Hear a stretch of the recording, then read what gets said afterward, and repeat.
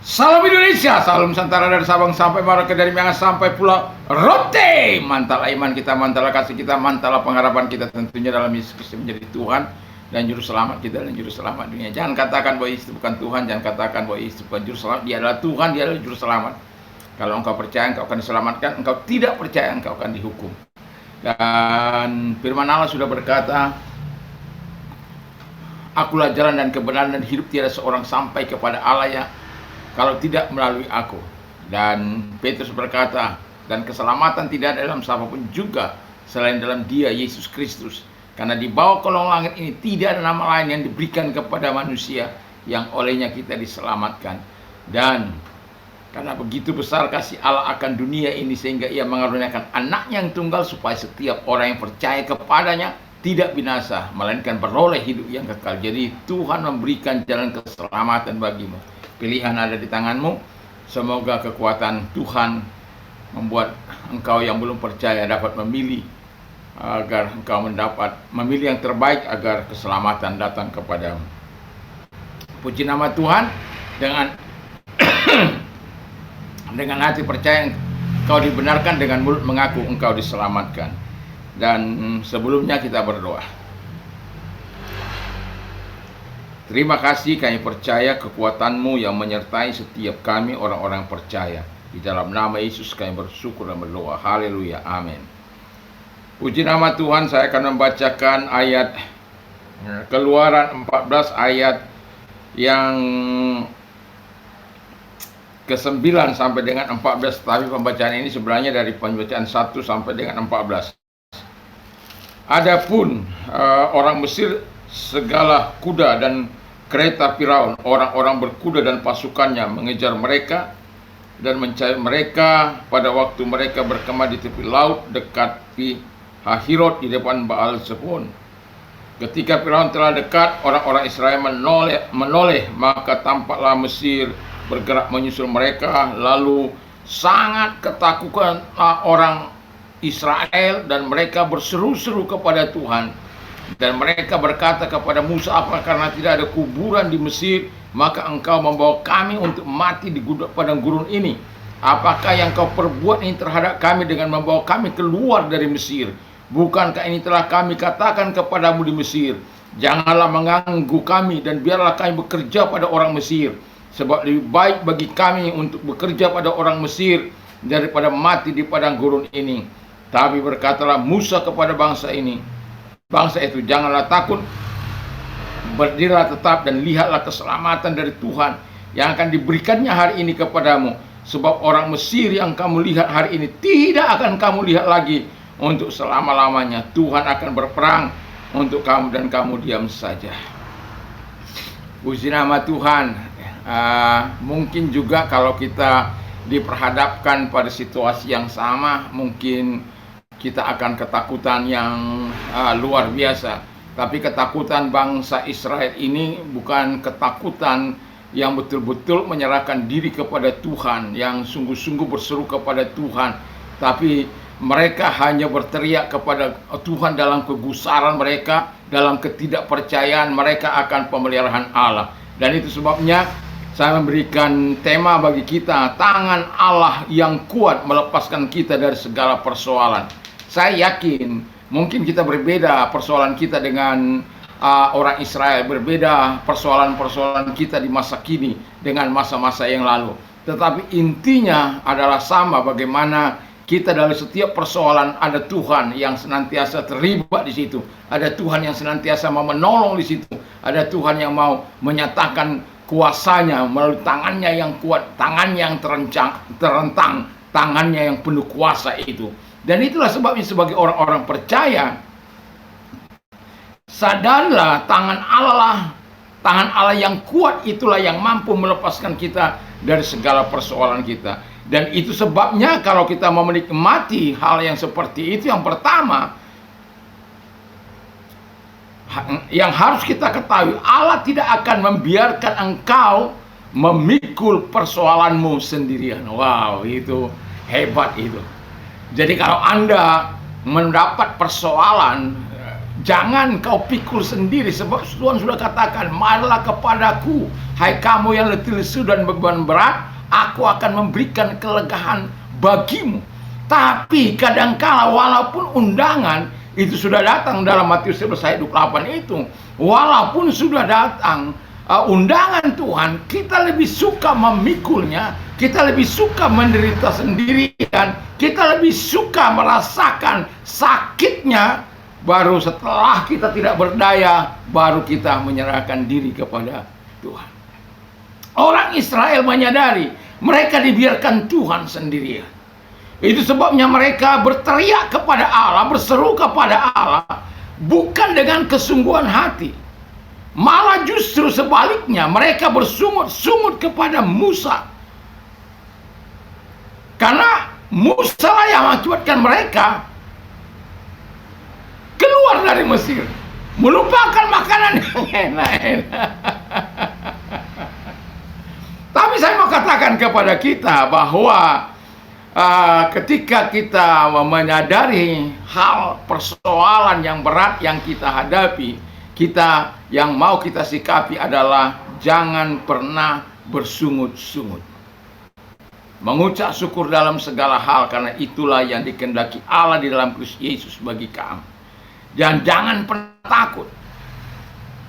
Tuhan sudah mengatakan jangan takut, ya kita jangan takut. Firman Allah harus kita percayai sebagai orang yang mengandalkan Tuhan, sebagai orang yang percaya kepada Tuhan, bahwa kita tidak berjalan sendiri. Kita harus yakin, harus percaya. Walaupun kalau di konteks ini orang Israel menghadapi orang Mesir yang begitu luar biasa, mengerahkan seluruh prajurit terlatih dengan angkatan, dengan pasukannya yang lengkap, dan itu membuat mereka mengalami ketakutan yang sangat luar biasa. Sementara Musa katakan jangan takut. Lalu kemudian yang mau saya katakan kepada kita adalah jangan pernah merengek-rengek, ya, jangan pernah. Kalau kita mau nyatakan iman kita kepada Tuhan, kita yakin kepada Tuhan bahwa Dia tidak akan membiarkan kita sendirian. Kalau kita percaya bahwa Tuhan tidak pernah membiarkan kita sendirian dalam menghadapi persoalan sebagaimana Matius 11 ayat 28 itu, maka seharusnya kita ketika kita menghadapi persoalan, kita harus berterima kasih Tuhan, karena ada kesempatan untuk melakukan mujizat bagiku. Terima kasih Tuhan, karena aku akan menikmati keperkasaan, kekuatan tangan-Mu.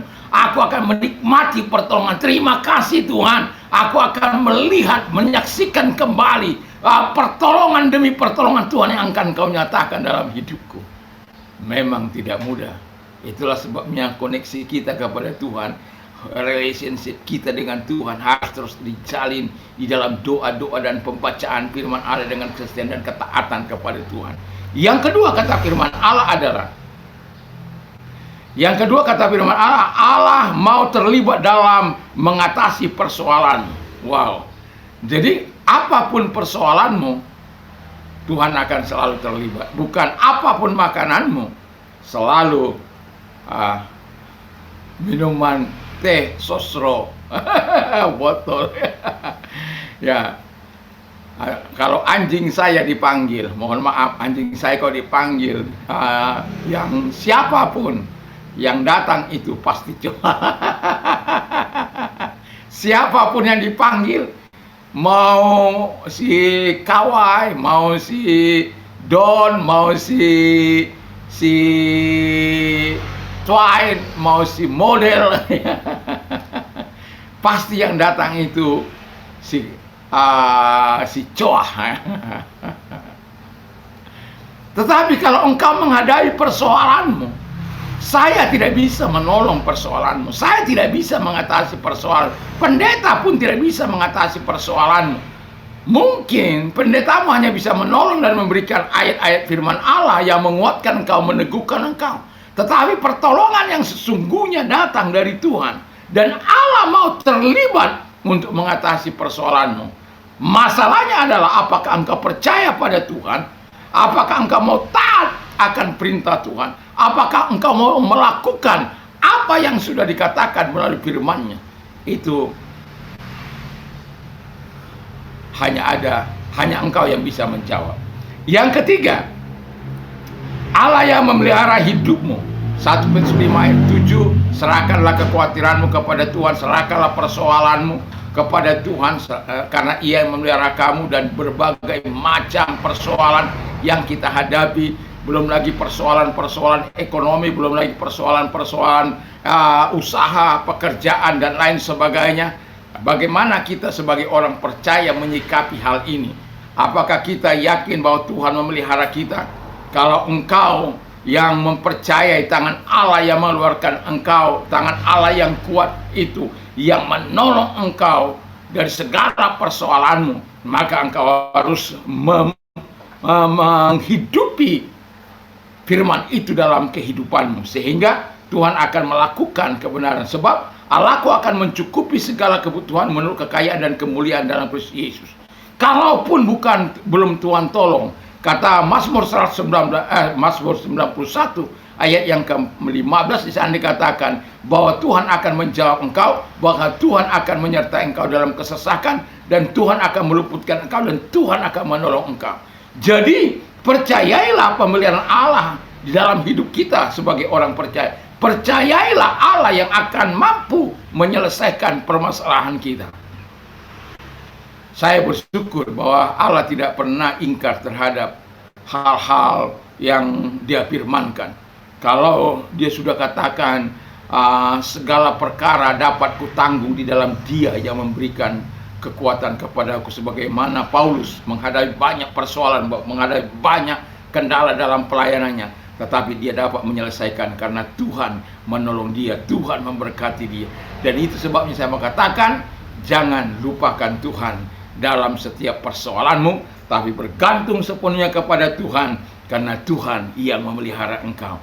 Tangan Allah yang kuat melepaskan kita dari segala persoalan, seberat apapun persoalanmu, sebesar apapun persoalanmu, segede apapun, setinggi apapun, sedalam apapun persoalanmu, Tuhan mau menolong engkau untuk engkau mengalami kelepasan dari persoalanmu. Pertanyaan saya adalah, apakah kita tetap mengandalkan Tuhan di masa-masa krisis, di masa sulit kita, di masa penderitaan kita, dan kita tetap menantikan Dia untuk menolong kita, melegakan hati kita.